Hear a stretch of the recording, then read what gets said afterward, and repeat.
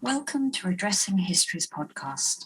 This is a series that seeks to address underrepresented and overlooked narratives and histories in textiles and dress that relate to Black, Indigenous and other peoples of colour. Today we're discussing cloth made in Britain and connected to the Atlantic slave trade. We produced a visual essay to accompany the podcast with images, information and suggestions for reading. The series is sponsored by the University of Brighton's Centre for Design History and the university's Equality and Inclusion Fund. My name is Dr. Anna Vaughan-Kett, and today I'll be speaking to Dr. Sally Tuckett. I'm a cultural historian with special interests in the 18th and 19th century political clothing and the dress worn by Quakers, abolitionists, and the enslaved. I'm currently working on a book on the visualisation of the enslaved created by the British Anti-Slavery Society and as seen on Wedgwood's cameo. It's a very famous figure and an icon of the abolition movement. Sally is a lecturer in history of art at the University of Glasgow. She's published widely on 18th and 19th century dress and textile history, particularly in Scotland, and recurrent themes are the multiple significances of cloth and clothing in the formation of identity and within enslaved cultures and the Atlantic slave trade. She also looks at how social control was exerted through clothing. Our friendship goes back a long way, and with shared interests in the power and significance of cloth and material culture in general, I'm excited to continue our conversation in today's podcast. Thank you and welcome, Sally. Thank you for having me. It's nice to be here. And Sally is phoning in from Scotland, and I'm in Brighton. I wonder if we could start off by you telling us a bit about your academic and research journey and any standout discoveries along the way. So I started with, as many people do, with history at undergraduate, but gradually ended up focusing more and more on Scottish history, particularly from political and religious aspects. I was more of a traditional historian in those days, looking at things like the lives of 17th century Scottish bishops. But as part of those studies, I was introduced to the idea of material culture and material culture studies, looking at the 18th century, and I don't think I've really looked back since. My PhD was on 18th century Scottish dress and textile cultures, hoping to get away from tartan and looking at other aspects, but never really quite managing it. But that led me into other projects that looked at the Scottish textile heritage of the 19th century. So Turkey red dyed and printed cloth and Ayrshire whitework, both very different aspects of Scottish textile history. Being a dress and textile historian, I think, allows you to think about surviving objects, portraiture, personal and private correspondence, political documents, all sorts of material you can use. And this led me more into thinking about how you can access and understand the lives of people that don't necessarily leave a written record. So I'm very interested in thinking about what hasn't survived and why, who's being left out of the story and why, and how can we bring those people back into the story. And I think dress and textiles is a great way of doing that. And so my research is kind of morphed from focusing very much on the insular Scottish perspective to the more outward perspective and looking at how Scotland can link with the wider world. And that's led me to this research that I've been looking at on clothing for the enslaved people. So we find ourselves in rather peculiar times at the moment. 2020 and 2021 have been such strange years in so many ways. And as for both of us as researchers based in archives and collections, it's been a really difficult time, and I've really felt the isolation and kind of the lack of contact with other academics and researchers, and also just the complete absence of being hands-on with material culture. So what's it been like for you? What's lockdown been like for you, Sally? I would love to say that I've learned a new language or that I took up a musical instrument and that I'm now either fluent or a virtuoso. But like most people, I think it just became a case of keeping my head above water. I've been lucky in many ways, and the students this year have been fantastic and incredibly resourceful, and that's been a huge help, I think, for lifting spirits. But like you, I can't lie, and I think it's been frustrating not being able to access the archives, not to get hands-on to material in museums. So it's great that things are starting to open up, and I really hope that this is something that's becoming more of the norm again and we get back to some sort of normality. Absolutely. So let's move on now to discuss the slave trade and what the core of what we're talking about today. So as a very brief introduction, from the 15th century and persisting for over 300 years, European and predominantly British traders visited the West African coast to buy up gold, ivory, cloth, and other commodities, including African men, women, and children, who were then shipped onto plantations and farms in the New World. These people were enslaved. They were viewed very simply as cargo and referred to as black ivory, and were treated with utter cruelty and inhumanity. Edward Colston, whose statue was dumped in the Bristol harbour by Black Lives Matter protesters last year, was an official of the Royal African Company, the British trading company set up to oversee proceedings. This was a huge trade on a global scale, shipping an estimated 12.5 million Africans to the New World, and it persisted precisely because it was so lucrative. There was a keen demand for workers to produce highly desirable commodities such as sugar, cotton, spices, coffee, and mahogany. And vast fortunes were made by ship owners, traders, slavers, and plantation owners. One successful sugar crop could make a family's fortune. The exploitation of Africa and the establishment of new industries and markets that relied upon the slave economy was an enduring and central aspect of capitalism. As James Walvin puts it, quite simply, slavery was integral to the way the Western world lived, functioned, and prospered. And in fact, you can trace the British impacts of slavery and profits of slavery, I should say, and search which families profited from it through the Legacies of British Slavery project at the University College London. And they have a very good website, ucl.ac.uk/LBS. And Legacies explains colonial slavery shaped modern Britain, and we all still live with its legacies. So a less researched aspect of Atlantic slavery is the huge range of goods specifically designed for the trade. And Britain profited enormously from this. It wasn't all about the import of raw goods, such as raw cotton and raw sugar. It was also about exporting goods specifically for particular markets. And these included Birmingham's metal goods, such as machetes, shackles, manillas, and chains, Staffordshire's fine ceramics that had great cachet in West Africa, and even the great Josiah Wedgwood, the well-known abolitionist, made ceramics to commemorate Liverpool's slaving ships. You can see a fine example of in the International Slavery Museum in the city. Which brings us on to textiles for the Atlantic slave trade.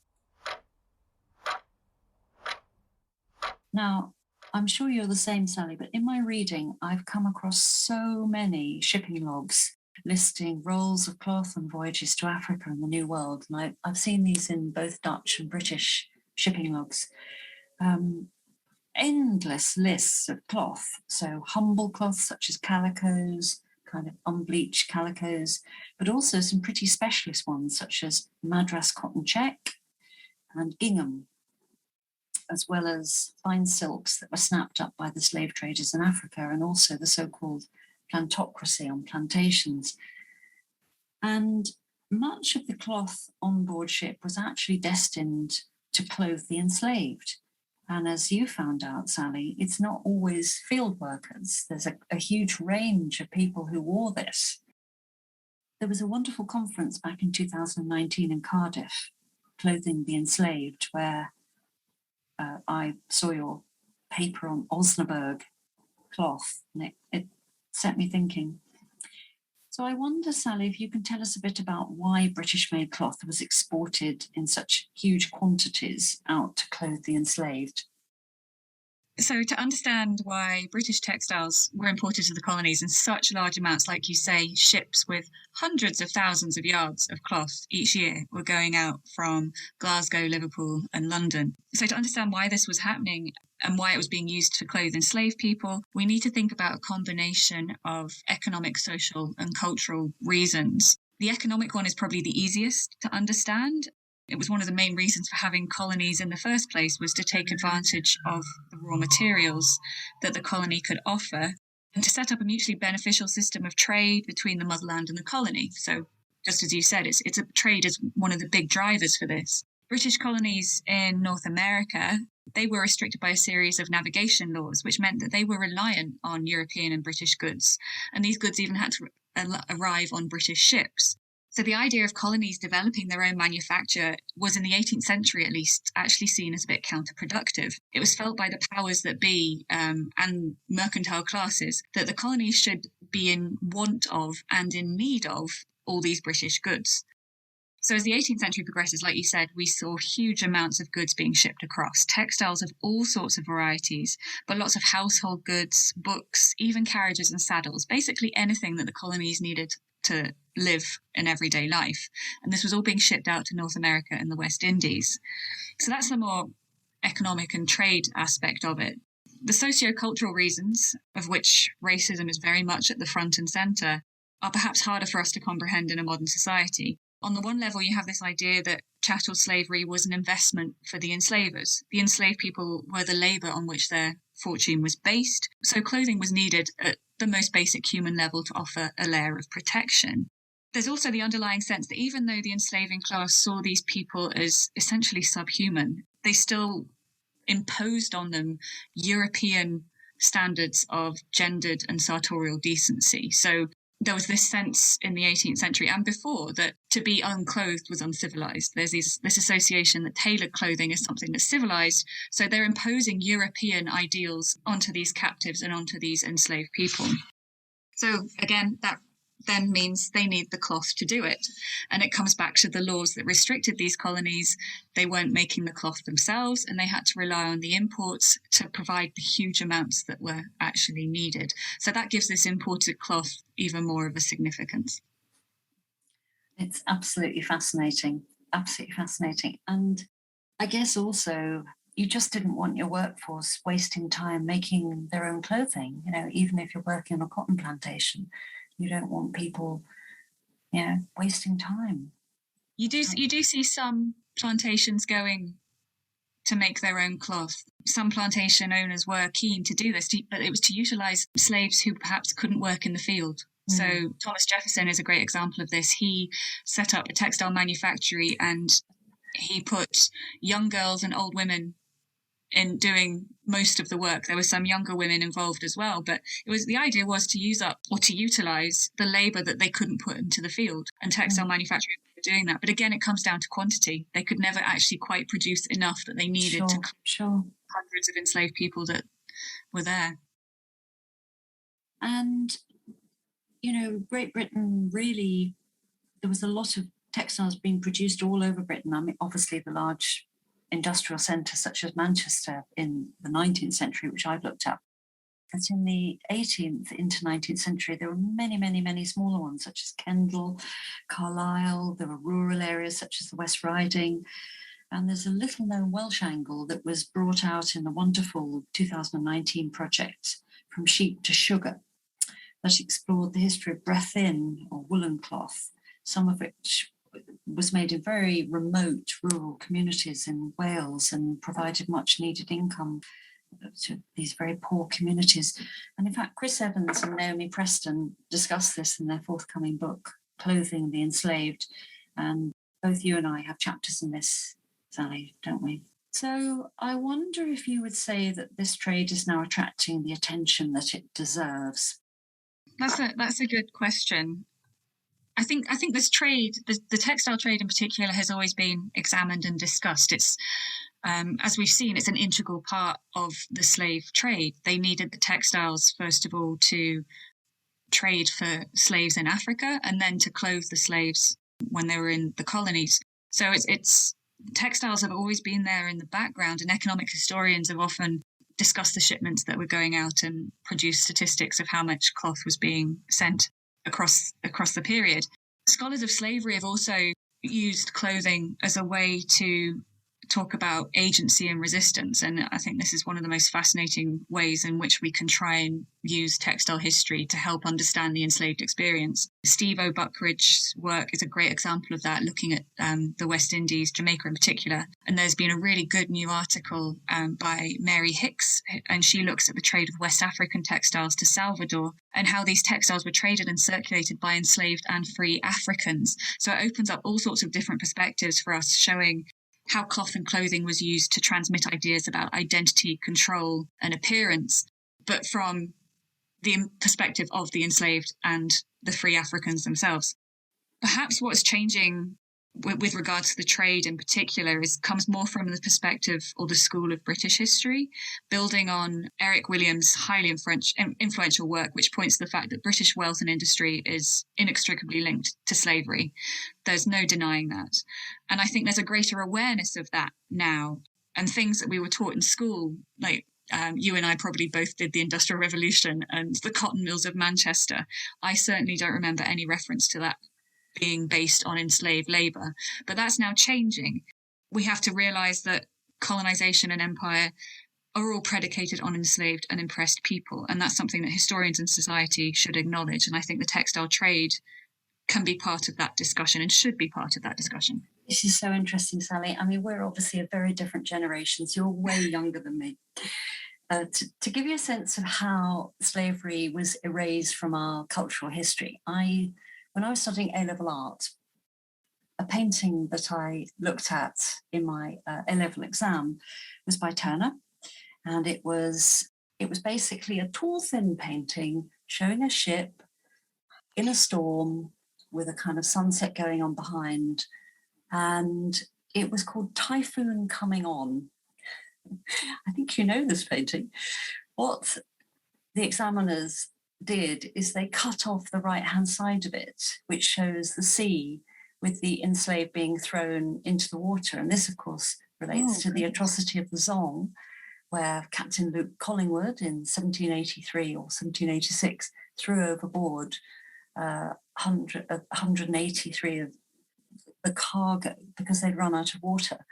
But, you know, it wasn't there. They'd actually chopped the image. Oh, wow. I know, it's a really stark reminder, isn't it? And I remember writing about the interesting composition that usually Turner works with a square, and in this instance it was tall and thin, and the atmosphere of the sea and the storm, typhoon coming. You know, oh, that's just it's mind-blowing, isn't it? It's mind-blowing. Yeah, mind-blowing. And I would like to say it's unbelievable, but I think it's not surprising, but it's also unbelievable at the same time. It's just, that's awful. You know, this would have been in 1978. I was born in 1960, so I was doing my A-levels in 78. And so there you go. Erasure. At the conference, you gave this wonderful paper called The Staple of Scotland, Tracing Osnaburgs in the 18th Century. Can you tell us a bit about Osnaburg? What is this? Of course I can. So, well, I'll try to. Osnaburg was a plain weave, medium weight, coarse linen cloth. Pretty unremarkable in many respects, and almost any country in Europe that had linen manufacturing capabilities would have produced something that was very similar.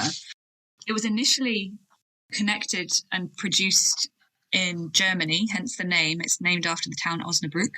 But because of the colonial demand for such cloth, like as we just talked about, Scottish manufacturers wanted a slice of the profits that they could make out of this. And they started producing it, or they started producing a plain weave, medium weight cloth, which they called Osnaburg in the 1740s. And it was a real driver for the Scottish industry. The production of this type of cloth was a huge boost to Scottish manufacturing. Osnaburg itself was used for all sorts of things. It was essentially utilitarian. So we're not talking decorative fine linen here. This is the basic stuff.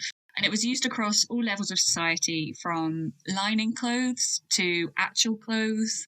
It was also used in upholstery and as webbing on furniture. So it was pretty tough.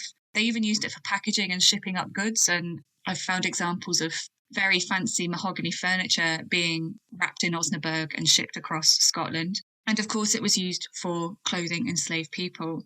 And because it was a utilitarian and practical cloth, it was basically just used and reused until it became rags or is unrecognisable.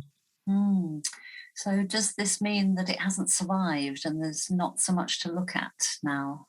When it comes to the clothing side of it, yeah, it's as far as I'm aware, nothing really exists. And if anybody does come across something which is explicitly labelled Osnaburg from the 18th century, please do let me know, because I'm not aware of any. It's possible that it does survive in random places, like in upholstery. There may be some surviving examples there. But as far as clothing goes, historically, people have not been that interested in collecting and preserving non-elite clothing. You go to any museum today and it tends to be full of silks and special clothing. And that's what people were more interested in preserving. It's changing now, and there's obviously exceptions to this. But working clothing doesn't really survive either because it had to be reused. It had to have a long life. Historically, we were much better at making the most of our clothes than we are now. And for poor and working and enslaved people, making the most of your clothing was absolutely essential. And for enslaved people in particular, they were typically only given 1 or 2 allocations of clothing a year. So they absolutely had to make the clothes last. And so it's not a surprise that nothing really survives. Simply worn out. I mean, there are all sorts of differences, aren't there, in researching the 18th and 19th centuries. And I'm currently writing a book on 18th century culture. And I find the material culture you look at is of a very different nature to 19th century. And I think I have to say I'm a bit happier working with the 19th century. There seems to be a kind of a broader range of material culture, and there's even photographs. So you've got, pictures of people wearing the clothing that you can then match to samples and match the cloth. So I feel much happier. And the 18th century, of course, is incredibly fascinating, but it's a really dark time. What's led you to focus on this? It's interesting, isn't it, how people perceive different eras of time in different ways? Because I would say the 19th century to me is a dark time. As a predominantly 18th century historian, to me the 19th century is dark, and that may be down to black and white photos colouring my perception of it or something. But for me, the 18th century, I mean, this goes back to my Scottish history postgraduate days. Scotland in the 18th century is an absolutely fascinating place, and it's full of contradictions, and all sorts of things are happening. You've got political upheaval with the Union of 1707. You've got the Jacobite risings and the ever romanticised Bonnie Prince Charlie. You've got the Scottish Enlightenment. So advances in medicine, all sorts of things happening. But then you've also got this really tangled relationship with wider Britain and the Empire. So there is the darker side to it. But that was where the 18th century interest started. And I think similar to you with the 19th century having all these materials, to me, coming from a research project where I was looking at the handwriting of 17th century Scottish bishops, the 18th century suddenly seemed all sorts of accessible.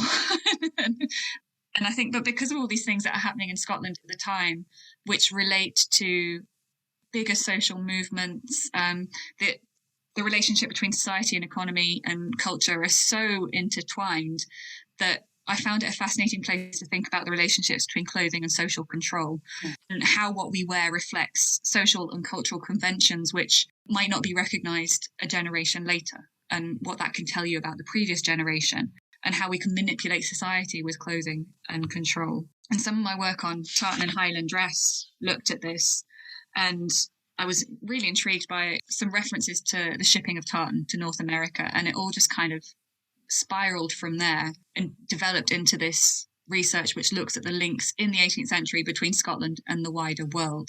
Do you think, Sally, that there is a lot of tartan being shipped over to America? Do you think it's to do with Scottish plantation owners? I mean, what is this connection? So this is something that's intrigued me for a while, and I can start to see 2 schools of thought emerging on this in terms of how tartan might have been used. Because tartan is so iconic and so easily identifiable, there's a possibility that it could have been used by plantation owners as a sort of uniform. I didn't find any evidence of this in Virginia and Maryland. I'm not aware of this actually happening there. You do see examples of enslaved people wearing tartan, but it seems to be more of something that they've acquired themselves, or they might have been a household servant and they tended to get better clothing. And it's more individual items rather than a blanket uniform appearance. So it's a tricky one. I think it's a colourful and aesthetically pleasing fabric, and you could get it in a range of qualities. So if you could get a cheap tartan, then an enslaver might have used it to clothe his slaves in it. But I think some people would want to impose more of this almost regimental sense, or the clan system of tartan onto the plantation economy. And I don't personally, I don't think that's what was happening, but I'd need to do more work into that to see. I think there needs to be some more work on this, because I have noticed by the time we get through to the 19th century, check and stripe are the predominant patterns that appear in the records and also in the actual recollections of the enslaved as gathered in the 1930s, the Federal Writers Project oral testimonies. And they were referred to with enormous affection, which is really interesting. That's where you would get. So as I've worked on tartan for a few years now, and more years than I care to remember, but there is still a debate amongst us who study tartan about when does a tartan become a check, when does a check become a tartan, and what is gingham. And what is gingham in all of this mix? Like terminology is incredibly important with this kind of thing. For me, tartan in this context would typically be woolen, and it would be multicolored. Which and a check to me in that context would be two colors and more likely to be linen or cotton. I know that changes, and there's probably all sorts of people that are like, no, that's not what it is. But that would be my broad brush understanding. And particularly when you're looking at tartan being shipped in the 18th century, that would be woolen cloth. That wouldn't be, it was woolen cloth. There are instances of plantation owners asking for tartan to be shipped out for their slaves, but I don't see the evidence later in the accounts that it actually happened. Interesting.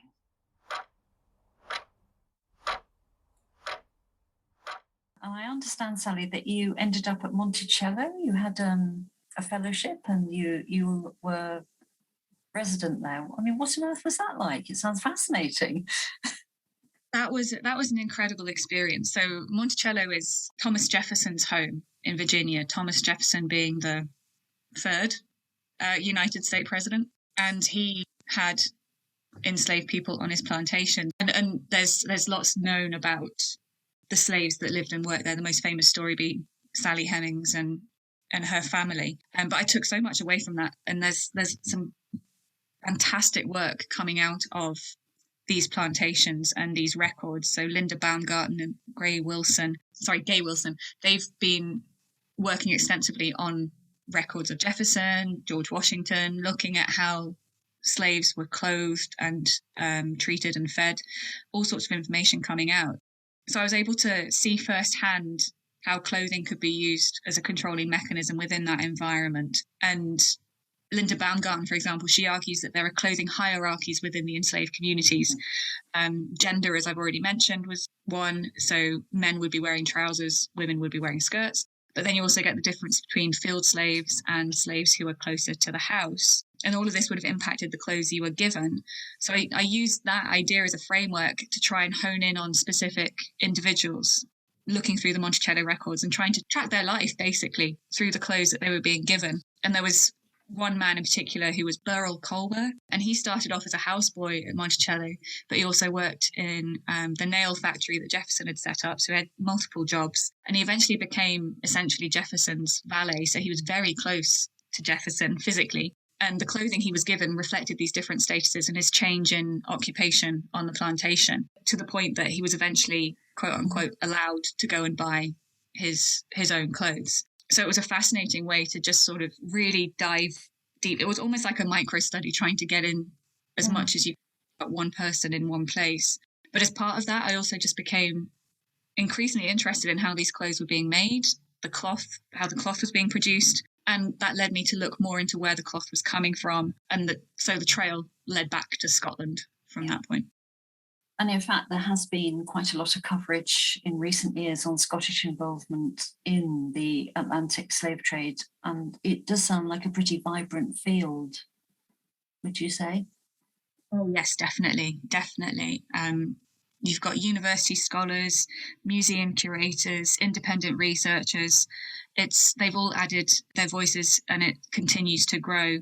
Stephen Mullen's work, for example, in Glasgow has been influential in showing how much Glasgow's wealth was based on the slave trade. So he looked at the tobacco lords. He's pretty much following the money, and he did a really influential survey for the University of Glasgow about where the University of Glasgow's money has come from.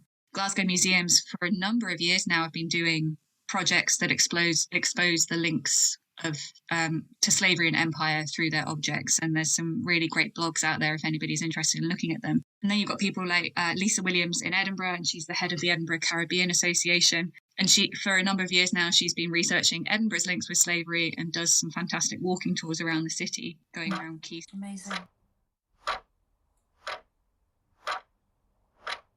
And what are you working on right now? What's your current big project?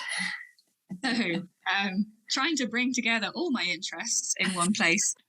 I'm working on a book on the 18th century Scottish linen trade.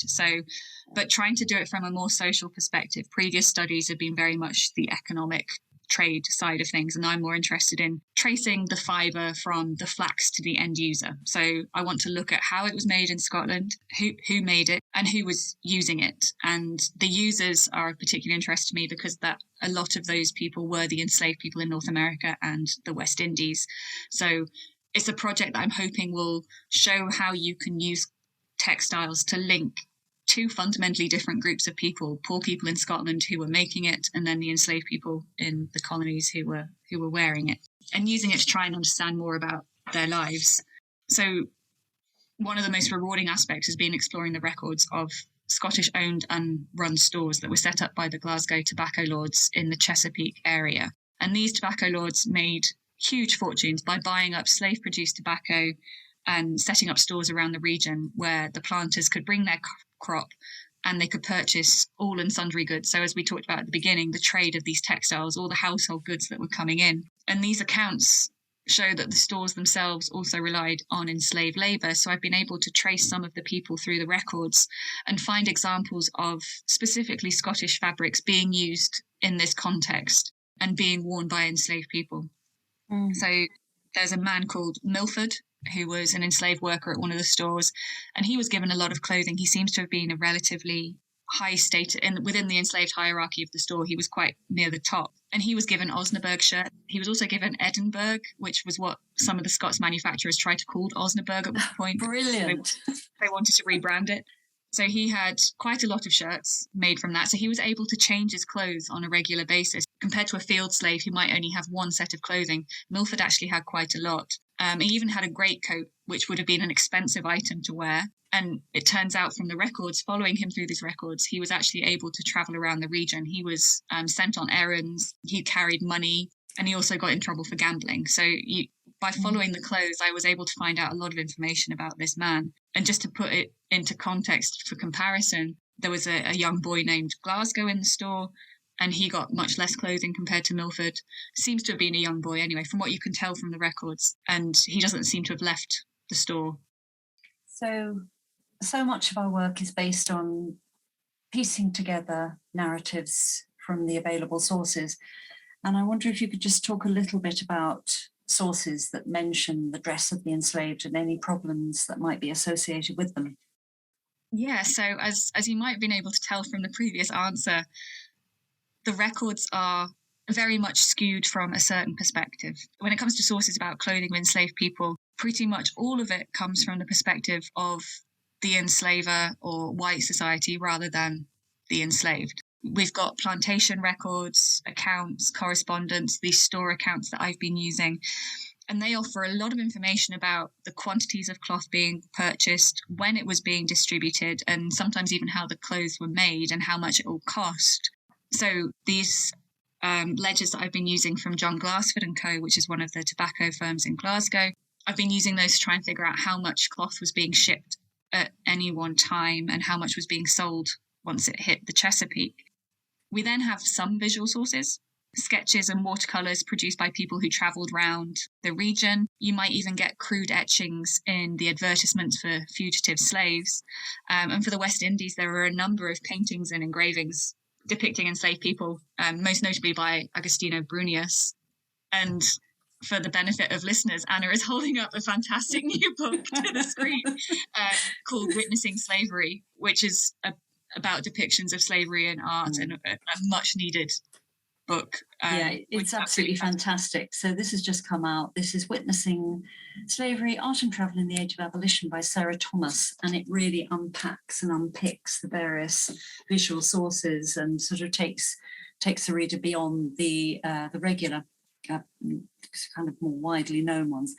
But you mentioned those runaway adverts, Sally, and they're fascinating because they're just caricatures, aren't they? With their illustrations taken from stock figures, a runaway dressed in a check shirt or a frock, usually, belongings tied in a knotted hanky on a stick. But what do we know about the realities of slave dress? I mean, how can we sort of break beyond these visual caricatures? Yeah, caricatures and stock figures is the phrase for those. This is part of the problem when it comes to trying to understand the enslaved experience, because it's so much from the perspective of the people that were observing them rather than themselves. And we're looking for gaps, and we're looking for almost reading against the grain. And so images like that need to be taken against the grain. You need to think about what they are depicting and why. The fact that they are stock pictures masks all sorts of individuality and personality that we know would have happened and would have occurred. These people, they were people. They had their own identities. Not all the clothing would have looked the same. The clothing of an enslaved person would have varied according to where they lived, what they did on the plantation or in the household, and to what extent their enslaver controlled their wardrobe. Some were less controlling than others. But on a most basic level, when it comes to what they would have been wearing, most enslaved people would have been given enough linen to make a shirt or a shift. They would have had trousers or breeches and a petticoat for the women. In some cases, they were also given woolen cloth, and that would have been made for outer garments. And this seems to have been what happened at Monticello. Monticello, enslaved people received 7 yards of linen cloth and 7 yards of woolen cloth. And Jefferson actually broke it down according to age. So 7 yards was the typical allocation for an adult. And if you were younger, you got slightly less.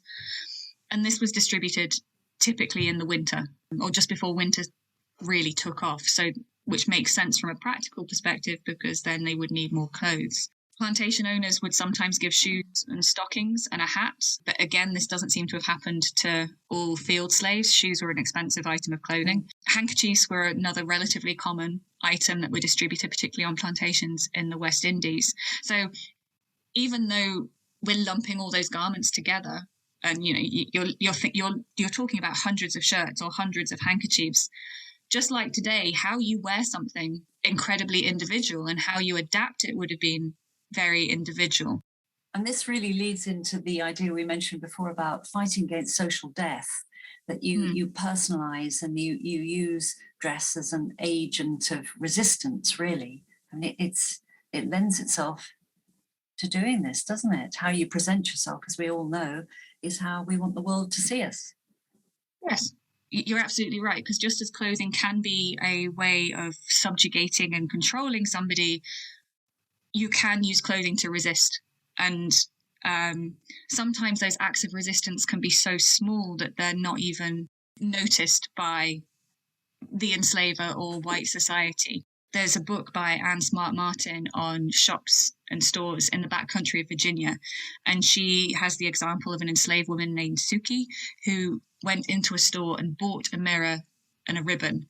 And I think those are fascinating purchases. And it tells us a lot about the desire to know what you look like and to update your appearance and to use small accessories to do it. And it's just such an intriguing glimpse into that individual woman's life and what she wanted and what she wanted out of her appearance. And you have broader examples too, unwritten sartorial codes, which again probably went unnoticed by the enslaving and the plantocracy. The use of the head wrap in the West Indies, for example, has been quite often suggested that indicates African influence and an affinity to an African heritage. So these items might not seem significant to the people buying them. People buying hundreds of handkerchiefs might not think anything about it, but the person wearing it, that's where the importance lies. It's the meaning that they're attaching to it as they're wearing it. And unfortunately, we can't always access what that meaning might have meant, but thinking about it in that way helps you individualize these rather anonymous records that we have so far.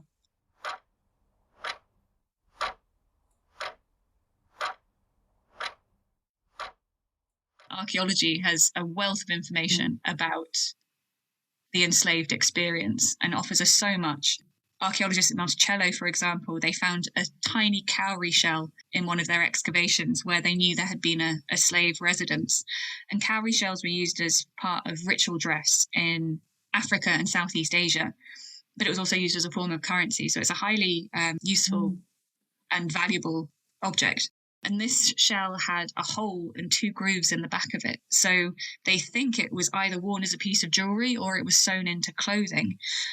So it's a fascinating find on those levels alone. How was this used? How was it worn?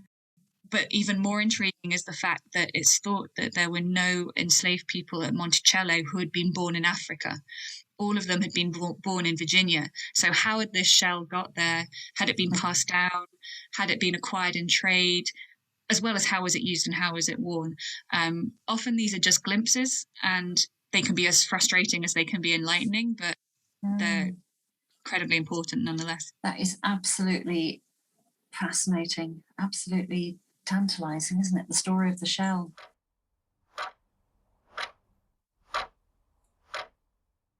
There are quite a few scholars active in this area, and I think probably I would direct listeners to go to the visual essay where there's going to be a nice bibliography where you can look these up.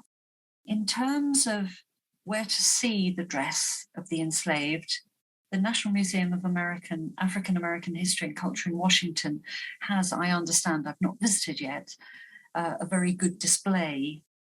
And in fact, it's got some bead necklaces and it's got a sort of really wide range of material culture, including some gingham that I've heard is on display.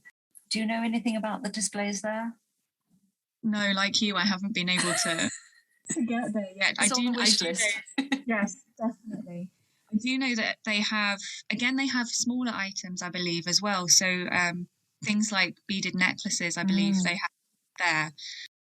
Small can be mighty in this instance. And I think those items are incredibly important.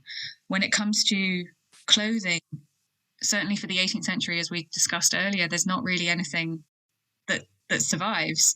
There are some livery uniforms from the 18th century that were possibly worn by enslaved servants, but that's a whole nother ball game of what livery does and says, and the notion of having an individual identity through a livery is not necessarily something. It's a whole nother layer. It's a whole nother layer, and also a whole raft of different producers and tailors whose entire livelihoods came from this particular genre of dress. Yeah. So we've talked a little bit about identity and about retaining identity and forging identity in this setting, but I wonder if you could talk a little bit about anonymity as well, and the absence of names or the renaming of enslaved persons. I mean, I find this incredibly disturbing. On board ship, for example, deaths were recorded simply as slave number 9.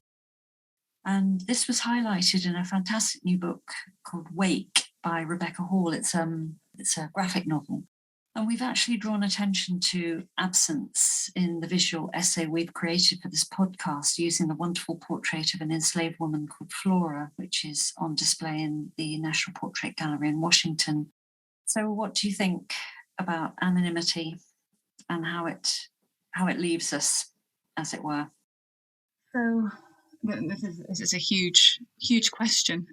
And I think it's one of the most frustrating and simultaneously emotive paradoxes that this deliberate anonymizing of enslaved people is something like the silence almost screams in the archival record. The lack of names in many instances, this like you say, giving numbers rather than names is just something that really jumps out when you're looking at this, and it can make it very difficult to process this information and process this material.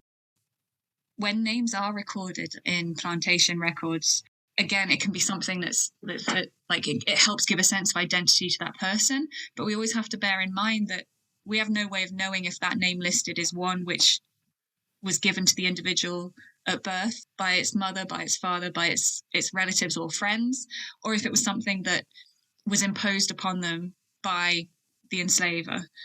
It wasn't uncommon for enslavers to name their enslaved people, and this results in names which might echo those of the enslaved family, Absolutely.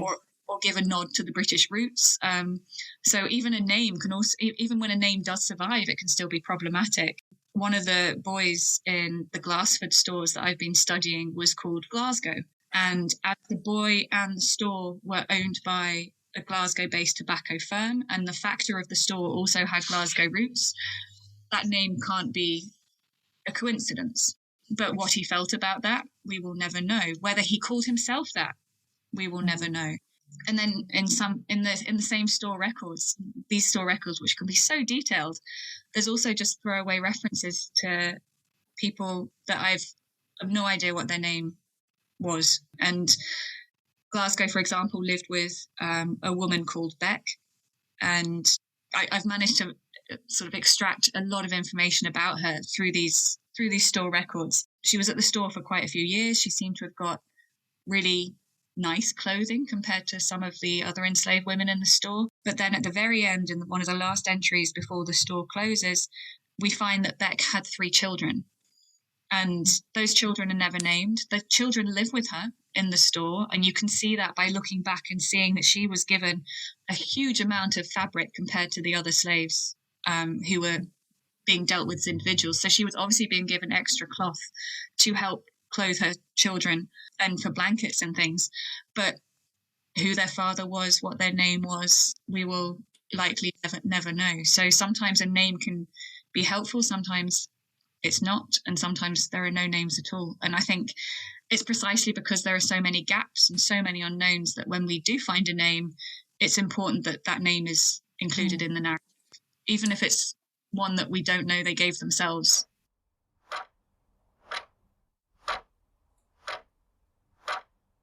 So I wonder if at this point we could move on to the 19th century. So would it be useful if I give a little sort of potted what I'm doing at the moment?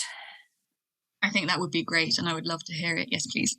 Okay. So for some years now, I've been researching into the 19th century, and I've been focusing on accessories and dress worn by abolitionists and especially Quakers, so members of the Religious Society of Friends. And I've been using the archives of the Clark family of shoemaking fame, and they lived in Street in Somerset, and the Shoe Museum and the Alfred Gillett Trust, which is the Clark Shoemaking Company's historical record, have been incredibly generous to me in allowing me access.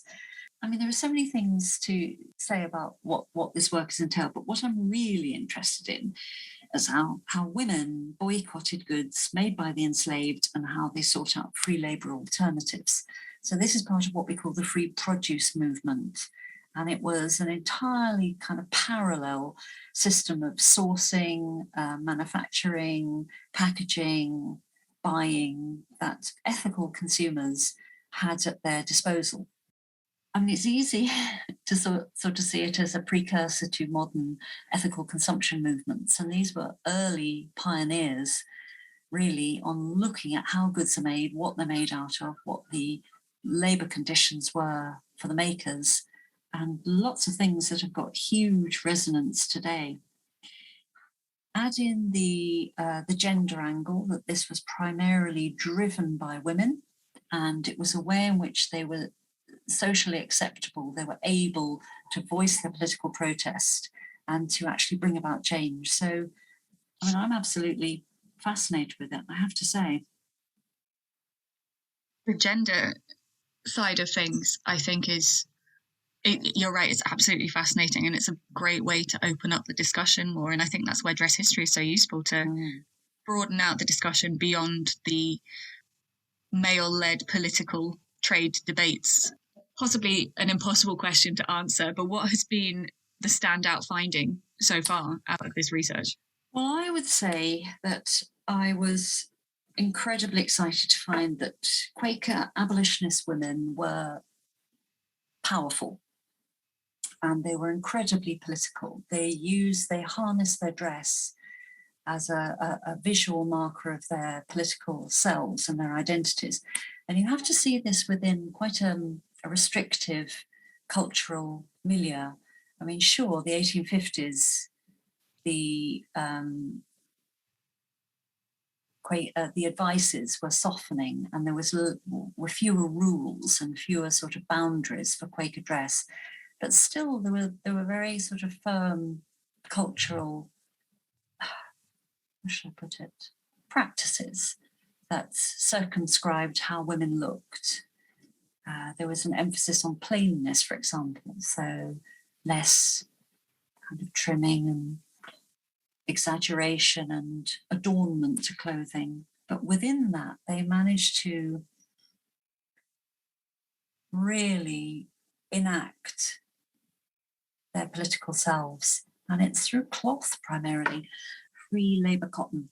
And in fact, I often return to this as a photograph of the Clark family, part of a small photographic series dating to 1858. It's an amateur photograph taken by a family member in the garden in Street, and the whole family's there. And they are all dressed in free labour cotton. And visually, it's absolutely striking. It's so stripy, it's so checky, it's all gingham and large check gingham. And gingham wasn't always check, as you know, it was often stripes as well. It's a broad descriptor to cloth. And everyone I've shown this to, and I've talked to a lot of friends, a lot of Quakers, are just kind of knocked out by the fact that it's not plain and it's not Quakerly. You know, there's a story going on in that clothing. When that family, I don't know, walked down the high street and street, you would notice them. It's very visual. Now, I've started to see some resonances between clothing worn by these Quaker abolitionists and the enslaved themselves. And I'm kind of mulling over and working through ideas of empathy and ideas of connection. There's a poet, Elizabeth Margaret Chandler, who was, she died in 1836, but her work was published subsequently. She was a Quaker poet in Philadelphia.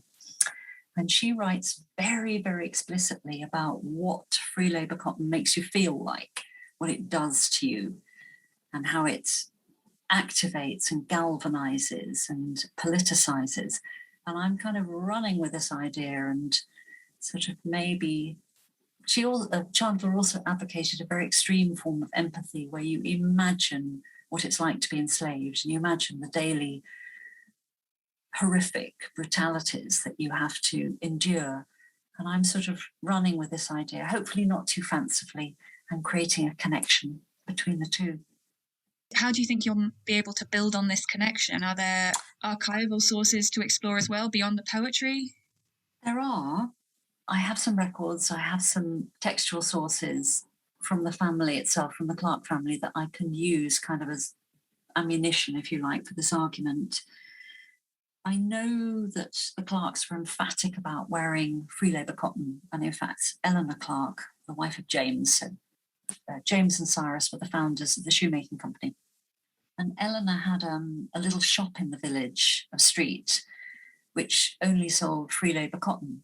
And to stock her shop, she had samples sent from manufacturers, and some of these have survived. So you can actually look at the samples, and then you can look at the photographs, and you can sort of piece it together. It's pretty exciting, really.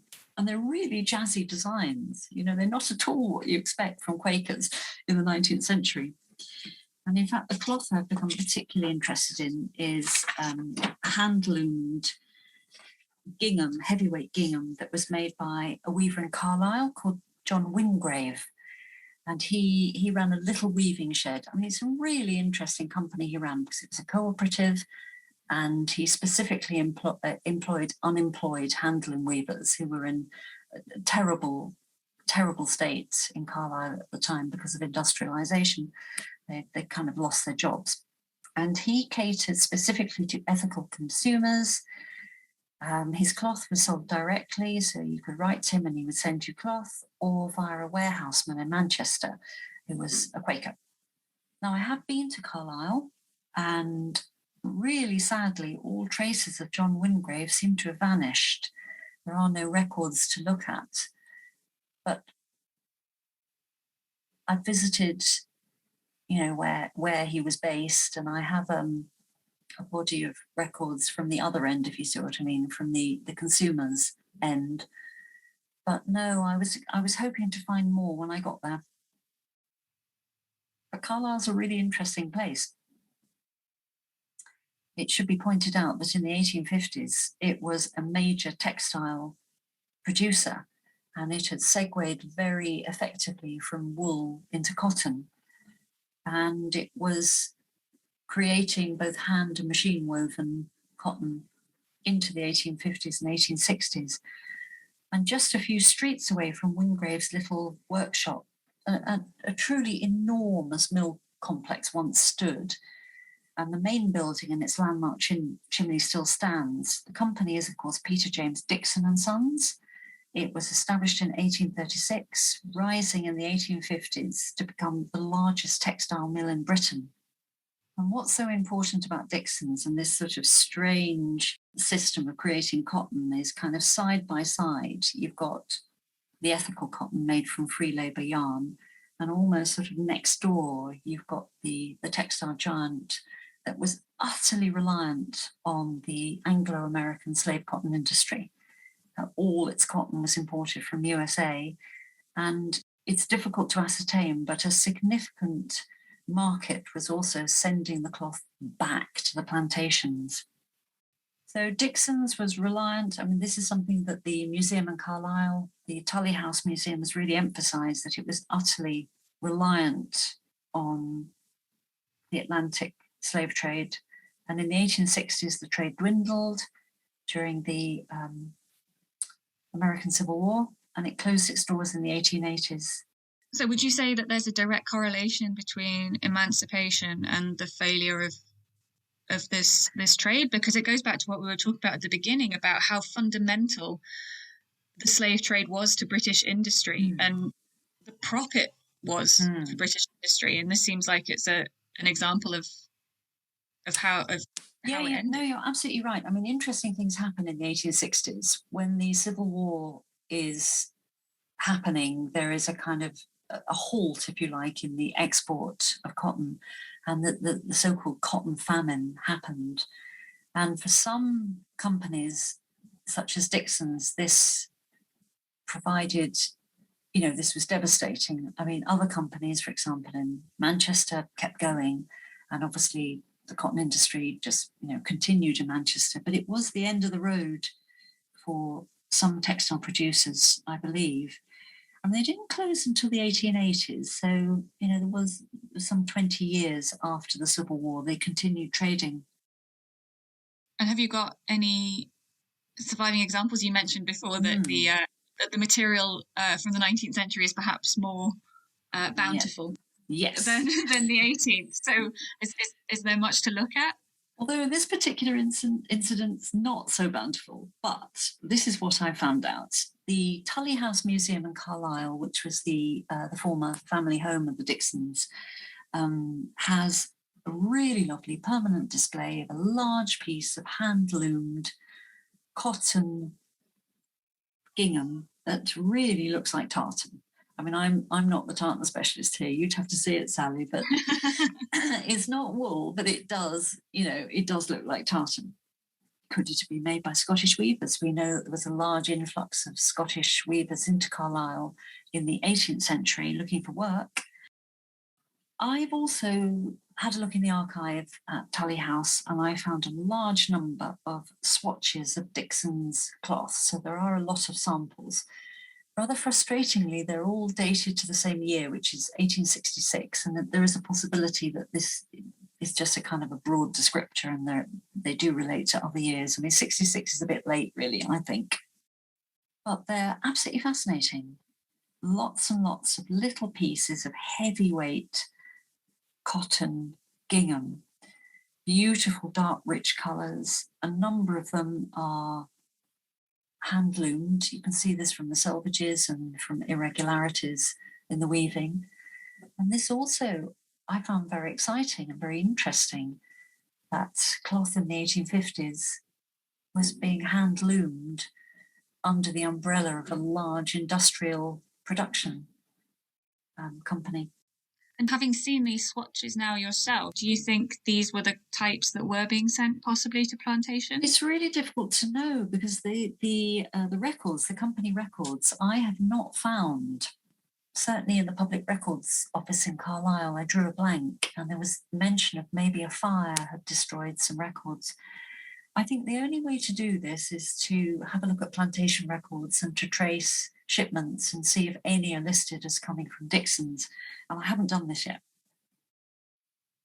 It is possible, isn't it? Given that they were exporting to the plantations at this time, it's possible that those samples I looked at were destined for that particular market.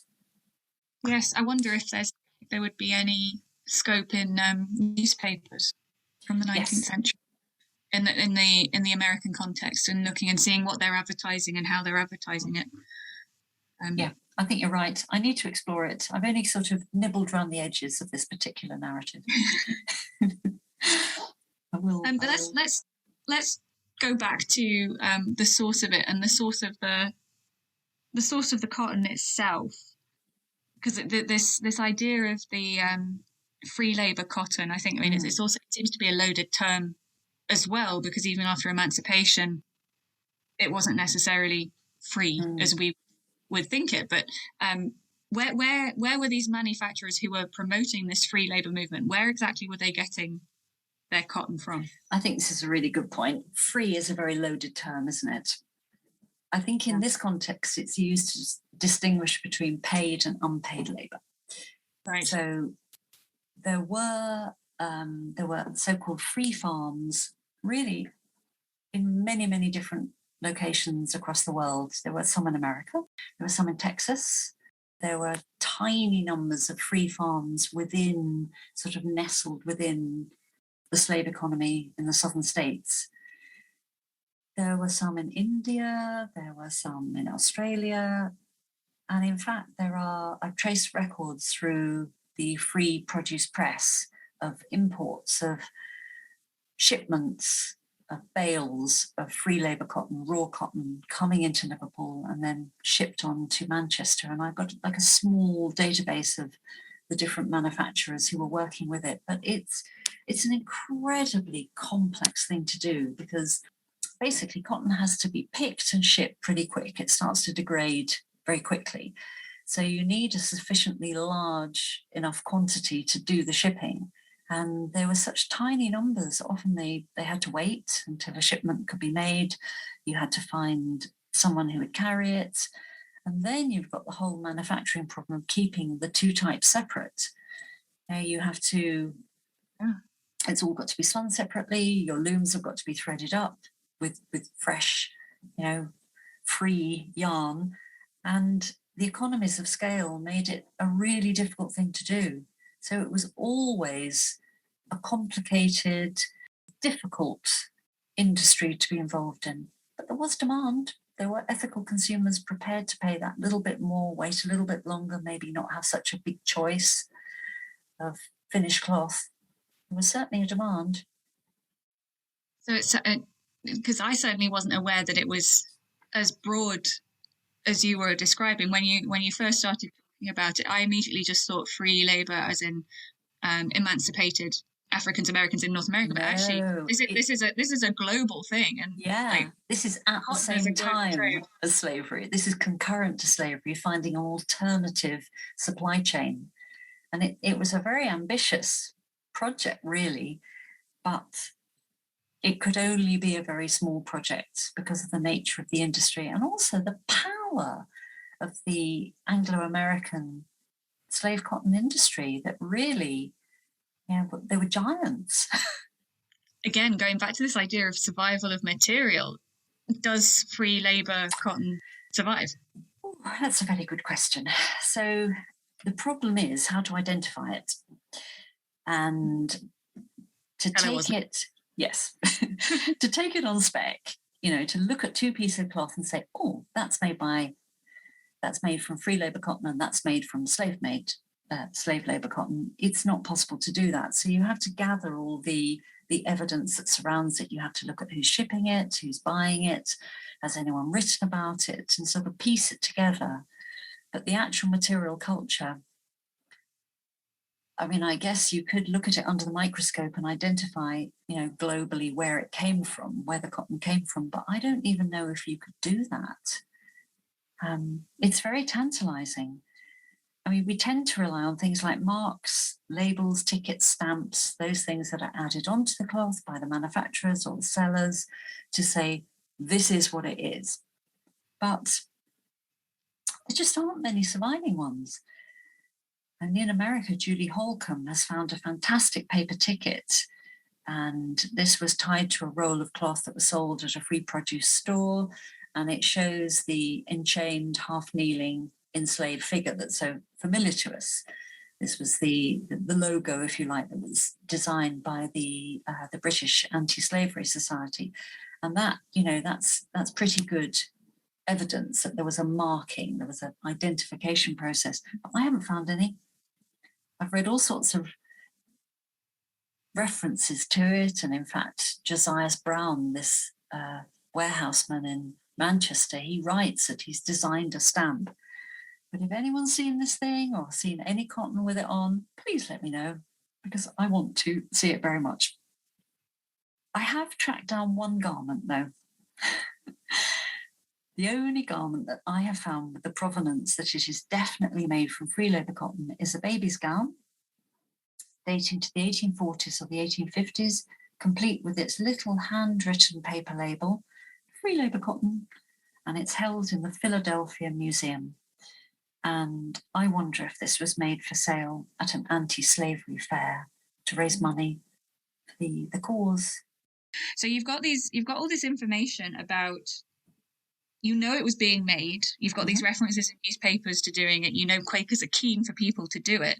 But how significant was it? What was, as a movement, how big was this free labour cotton? Because, an advert in a newspaper can perhaps give us a skewed perspective. Absolutely. How do you sort of put it together, and what impact did it make?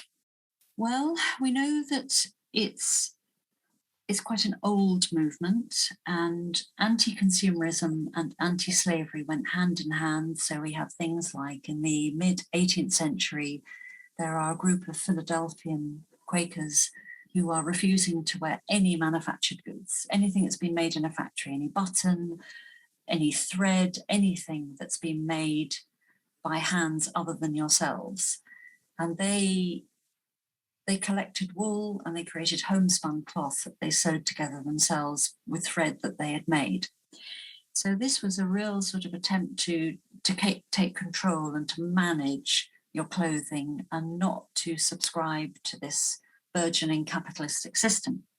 By the time we get through to the mid-19th century, there are numbers of people who do not subscribe to a number of aspects of industrialization. They don't like the dyes, they think they're poisoning. It's a little early to be thinking about kind of impacts on sustainability, but there is a strong feeling that this is not the trajectory that human beings should be going on. So I see the free cotton movement, or the cotton boycott, I've been calling it, is kind of an extension of earlier unease with manufacturing and with global markets. And there are lots of different ways of interpreting this. In terms of measuring the success of the cotton boycott, I think it really depends how you measure success. In terms of it being a financial challenge to the Anglo-American cotton industry, I would say that raw free cotton was only ever a tiny fraction of overall imports, a tiny fraction of a percentage. Free labour cotton cloth never became mainstream, and in some circles it was seen as derisory and foolish in the extreme. In terms of creating ideological and political change and galvanising activism, particularly amongst women, I would say that it was enormously significant. In fact, these pioneering ethical consumers were seen as sufficiently disturbing, threatening even, to the pro-slave community and to mainstream textile producers to provoke vitriolic and deeply misogynistic cartoons.